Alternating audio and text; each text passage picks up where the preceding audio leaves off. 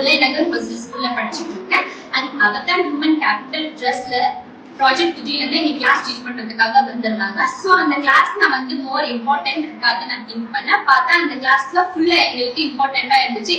தென் அதை எங்களுக்கு 22 கிளாஸ் வந்து எங்களுக்கு டீச் பண்ணாங்க. அந்த 22 கிளாஸ்ல எனக்கு டாபிக் வந்து ரொம்ப பிடிச்சிருந்தது.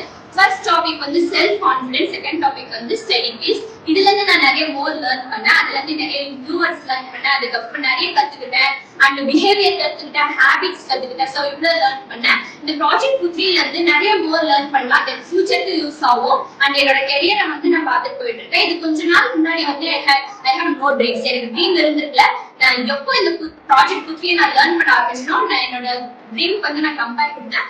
So thank you for this. Avatar human capital trust thank பண்ணிக்கிறேன். இப்போ நான் ப்ராஜெக்ட்